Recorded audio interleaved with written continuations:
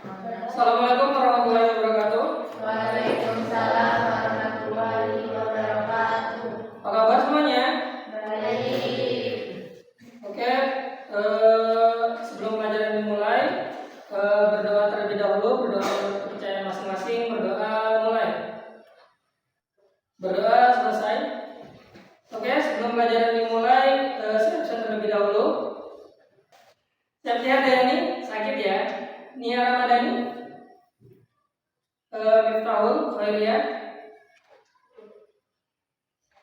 Simple report ataupun laporan singkat itu adalah laporan yang diucapkan secara lisan maupun tulisan dari apa yang sudah kita laksanakan secara kegiatan, ya.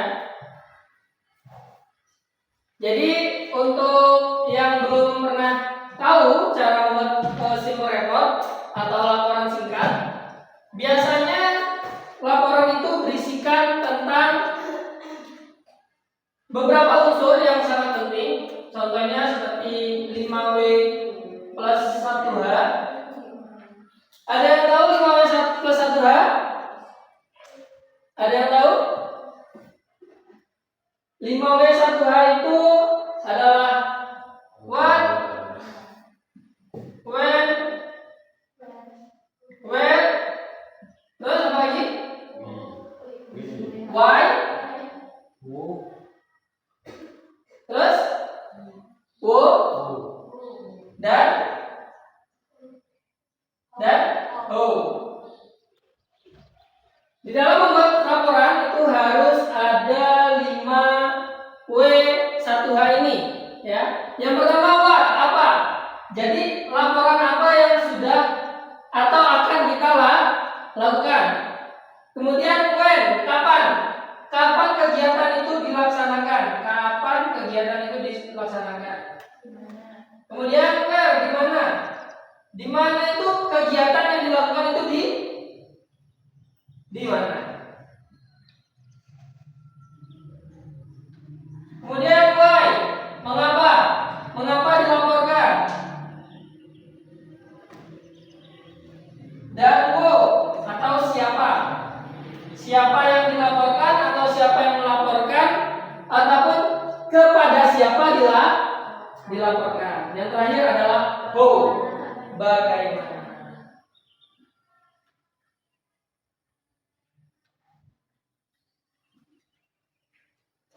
Kemudian who, sudah ya. Dalam simple report ataupun laporan yang sederhana, simple report ataupun laporan yang sederhana, kita bisa menggunakan 5 hal ini hanya beberapa saja, ya. Misalnya seperti who dan how, itu hal yang paling inti dalam suatu laporan. Ini adalah hal yang paling inti dalam laporan, siapa dan bagaimana. Karena kita akan membuat laporan sederhana, maka kita harus menggunakan kata past tense atau kalimat lampau.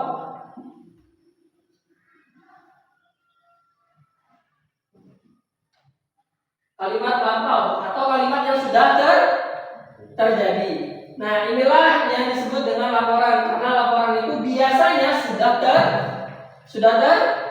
terjadi.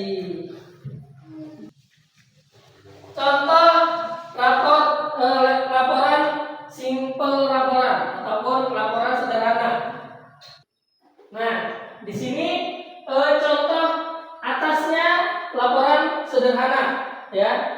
Seperti kalian membuat laporan surat izin, ya. Surat izin itu juga termasuk laporan atau sesuatu yang sudah kalian lakukan. Nah, sampai sini ada yang kalian ingin tanyakan? Ada yang ingin ditanyakan? Kalau tidak ada, Bapak yang bertanya ya. Contoh lain dari surat laporan itu apa saja menurut kalian? Apa saja? Ada yang tahu? Laporan sakit. Laporan sakit, apalagi? Aulia apa? Aulia. Tadi apa? Laporan pekerjaan ataupun surat pertanggungjawaban ya. Kemudian apa lagi yang menurut kalian surat laporan lainnya? PHK biasanya nggak pakai surat laporan, langsung di PHK, langsung kasih surat resign. Kalau mengajukan itu namanya resign, bukan di PHK. PHK itu dia